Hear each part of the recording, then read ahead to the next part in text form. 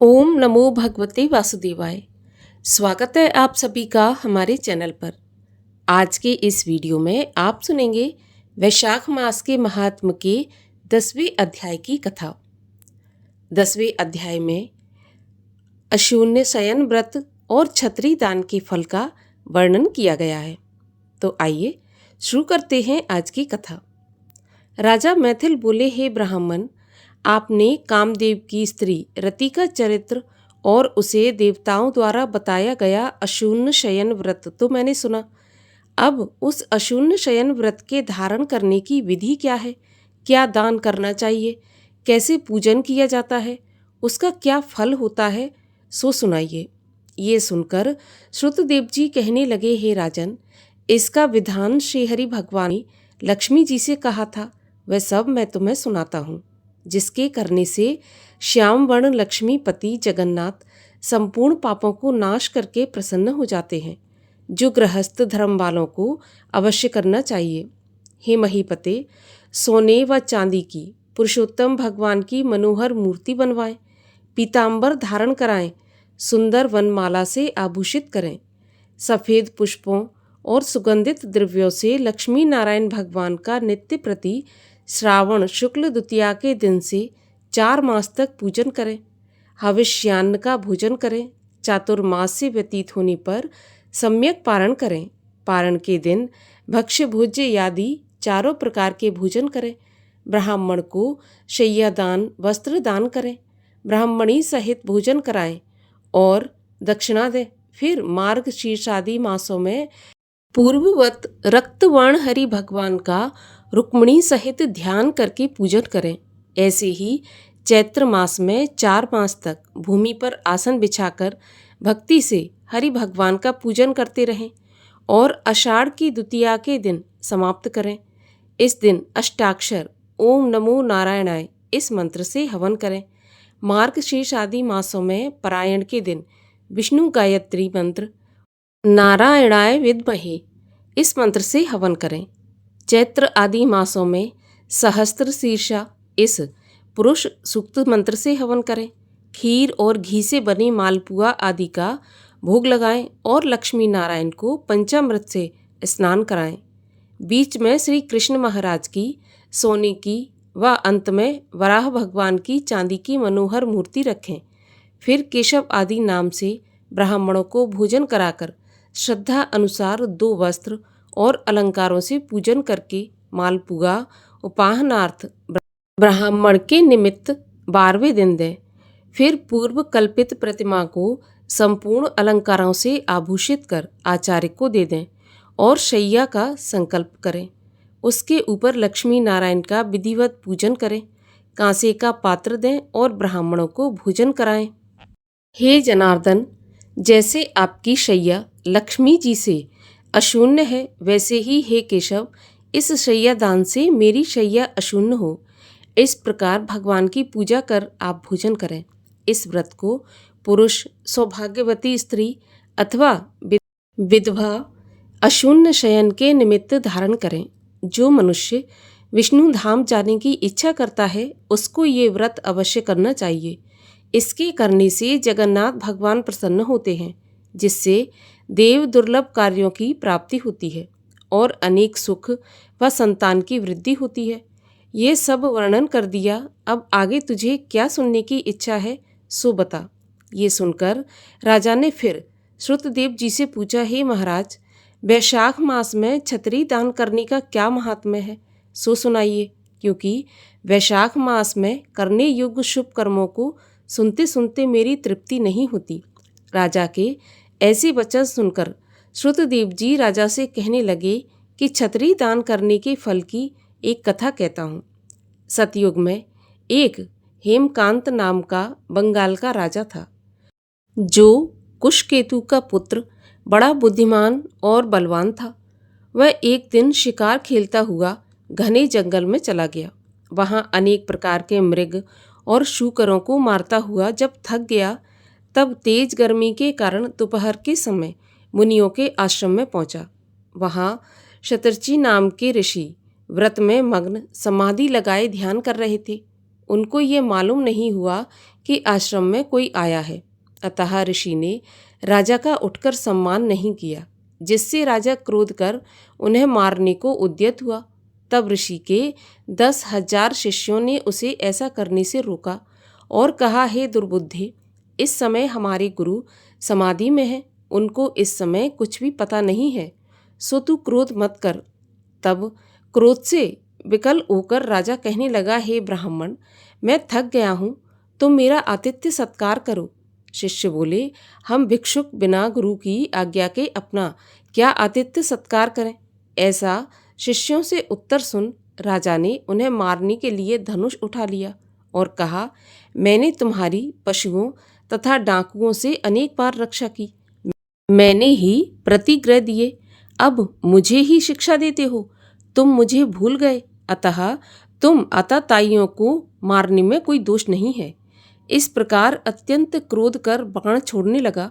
तब सब शिष्य इधर उधर भागने लगे। उनमें से 300 को राजा ने मार डाला और बाकी के आश्रम छोड़कर भाग गए। आश्रम में रखी हुई वस्तुओं को पाप बुद्धि सैनिकों ने ले लिया और खूब भोजन किया तथा राजा ने अनुमोदन किया। जब सायंकाल को राजा पूरी सेना सहित पुरी में आया और उसके पिता कुशकेतु ने अपने पुत्र के इस दुष्ट व्यवहार को सुना तो बेटे की बहुत निंदा की और उसे अपने नगर से बाहर निकाल दिया, क्योंकि क्षमाहीन पुरुष राज्य का अधिकारी नहीं हो सकता। जब पिता से त्यागा हुआ राजा हेमकांत व्याकुल हो घने जंगल में चला गया तो वहां उसे ब्राह्मणों की हत्या सताने लगी और भूख के मारे वह जीव जंतुओं को मार मार कर खाते हुए अपना पेट भरने लगा। इस प्रकार हीन अवस्था में इधर उधर घूमते घूमते उसे 28 वर्ष व्यतीत हो गए। एक दिन तीर्थ यात्रा करते करते त्रित नाम के महामुनि वैशाख मास में दोपहर के समय उस जंगल में गए। वह तेज धूप तथा प्यास के मारे अत्यंत व्याकुल हो रहे थे। छाया रहित स्थान में मूर्छित होकर एक समय गिर पड़े। देवयोग से हेमकांत के मन में त्रित मुनि को ऐसी दशा में देखकर दया उत्पन्न हुई और ढाक के पत्तों की छतरी बनाकर छाया के निमित्त मुनीश्वर के सिर पर लगा दी और अलाव आदि का जल पिला दिया। इस उपचार से मुनीश्वर की मूर्छा समाप्त हो गई। चेतना आने पर सावधान हो वह उन पत्तों की छतरी को लगाकर धीरे धीरे किसी गांव में पहुंचे। इसी पुण्य के प्रभाव से उसकी 300 ब्रह्म हत्याएं क्षण भर में दूर हो गईं, जिससे हेमकांत को बड़ा आश्चर्य हुआ कि मेरी ब्रह्म हत्या कैसे दूर हो गई। इसी विचार में पड़े हुए हेमकांत को संग्रहणी रोग उत्पन्न हो गया। अत्यंत कष्ट से व्याकुल जब प्राणों के वियोग में महान आर्त उत्पन्न हुआ, तब उसे 3 पुरुष अर्थात यम के दूत बड़े बड़े भयंकर रूप वाले, जिनके सिर पर बाल खड़े हुए थे, दिखाई दिए, जो राजा को डरा रहे थे। तब वह अपने किए कर्मों को सोचते हुए मौन हो गया और फिर छतरी दान के प्रभाव से वह विष्णु भगवान का ध्यान करने लगा।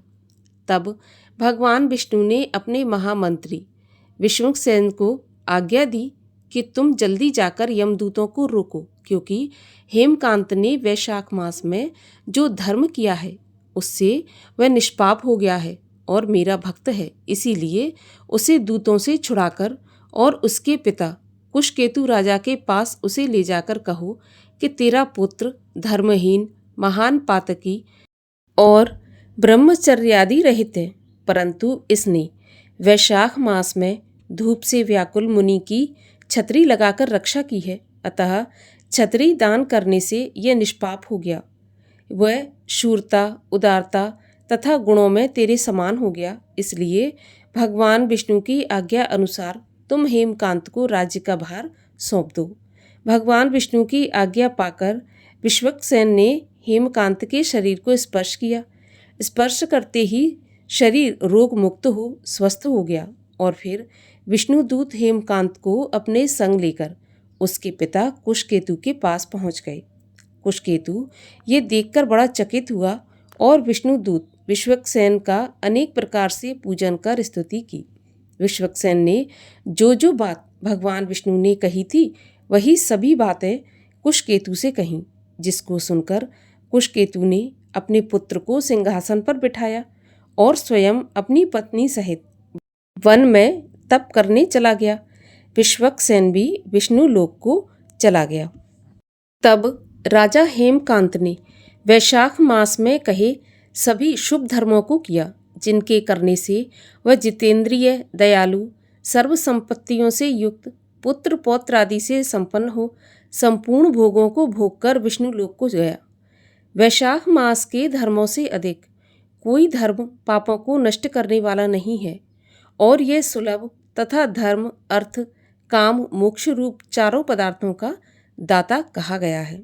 यहाँ पर 10वें अध्याय की कथा का समापन होता है। श्री कृष्ण चालीसा। वंशी शोभित कर मधुर, नील जलद तन श्याम, अरुण अधर जन बिंब फल, नयन कमल अभिराम, पूर्ण इंद्र अरविंद मुख, पीतांबर शुभ साज, जय मन मोहन मदन छवि, कृष्ण चंद्र महाराज। जय यदुनंदन जय जगवंदन, जय वसुदेव देव की नंदन, जय यशोदा सुत नंद दुलारे, जय प्रभु भक्तन के दृग तारे, जय नट नागर नाग नथैया, कृष्ण कन्हैया धेनु चरैया, पुनि नख पर प्रभु गिरवर धारो, आओ दीनन कष्ट निवारो, वंशी मधुर अधर धरि टेरी, होवे पूर्ण विनय यह मेरी, आओ हर पुनि माखन चाखो, आज लाज भारत की राखो, गोल कपोल चिबुक अरुणारे, मृदु मुस्कान मोहिनी डारे, रंजित राजीव नयन विशाला, मोर मुकुट बैजंती माला, कुंडल श्रवण पीत पट आछे, कटकिंकणी काछनी काछे, नील जलज सुंदर तनु सोहे, छविलख सुर नर मुनि मन मोहे, मस्तक तिलक अलक घुंघराले, आओ कृष्ण बांसुरी वाले, करे पै पान पूत नहीं मार्यो, अका बका कागा सुर मार्यो, मधुवन जलत अगिन जब ज्वाला, भय शीतल लखी तहि नंद लाला, सुरपति जब ब्रज चढ़ो रिसाई, मूसर धार बारी बरसाई, लगत लगत ब्रज चहन बहायो, गोवर्धन नख धार बचायो, लख यशोदा मन भ्रम अधिकाई, मुख मह 14 भुवन दिखाई, दुष्ट कंस अति उधम मचायो, कोटि कमल जब फूल मंगायो, नाथ काली यहीं तब तुम लीने, चरण चिन्ह दय निर्भय कीने, करी गोपिन संग रास बिलासा, सबकी पूरन करी अभिलाषा, केतिक महा असुर संघार्यो, कंसहि केस पकड़ दे मार्यो, मात पिता की बंदी छुड़ाई, उग्रसेन तहें राज दिलाई, महिषे मृतक छयो सुत लायो, मातु देव की शोक मिटायो, भौमासुर मुर दैत्य संहारी, लाए 10 सहस कुमारी। दे भीमहि तृण चीर संघारा, जरासेंधु राक्षस कह मारा। असुर बकासुर आदिक मार्यो, भक्तन के तब कष्ट निवार्यो। दीन सुदामा के दुख टार्यो, तंदुल 3 मूठ मुख डार्यो। प्रेम के साग विदुर घर मांगे, दुर्योधन के मेवा त्यागे। लखी प्रेम की महिमा भारी, ऐसे श्याम दीन हितकारी। मारथ के पारथ रथ हाके, लिए चक्र कर नहीं बल थाके। निज गीता के ज्ञान सुनाए, भक्तन हृदय सुधा वर्षाए। मीरा थी ऐसी मत वाली, विष पी गई बजा कर ताली। राणा भेजा सांप पिटारी, शालग्राम बने बनवारी। निज माया तुम विधि दिखायो, उरते संशय सकल मिटायो। तब शत निंदा करी तत्काला, जीवन मुक्त भयो शिशुपाला। जबहि द्रौपदी टेर लगाई, दीनानाथ लाज अब जाई। तुरतहि वसन बने नंदलाला, बड़े चीर भय अरु मुँह काला। अस अनाथ के नाथ कन्हैया, डूबत भंवर बचावत नैया। सुंदर दास आस उर धारी, दया दृष्टि की जय बनवारी। नाथ सकल मम कुमति निवारो, क्षमाउ बेग अपराध हमारो। खोलो पट अब दर्शन दीजे, बोलो कृष्ण कन्हैया की जय। यह 40 कृष्ण का पाठ करे उर्धार, अष्ट सिद्ध नवनिधि फल लहे पदारथ 4। ओम जय श्री कृष्ण हरे, प्रभु जय श्री कृष्ण हरे। भक्तन के दुख सारे, पल में दूर करे। ओम जय श्री कृष्ण हरे। परमानंद मुरारी, मोहन गिरधारी। जय रस रास बिहारी, जय जय गिरधारी। ओम जय श्री कृष्ण हरे। कर कंकन कटि सोहत, कानन में बाला। मोर मुकुट पीतांबर, सोहे वनमाला। ओम जय श्री कृष्ण हरे। दीन सुदामा तारे, दरिद्रों के दुख टारे। गज के फंद छुड़ाए, भवसागर तारे। ओम जय श्री कृष्ण हरे। रण्य कश्यप संघारे, नरसिंह रूप धरे। पाहन से प्रभु प्रगटे, जम के बीच परे। ओम जय श्री कृष्ण हरे। केशी कंस विदारे, नलकूबर तारे। दामोदर छवि सुंदर, भगतन के प्यारे। ओम जय श्री कृष्ण हरे।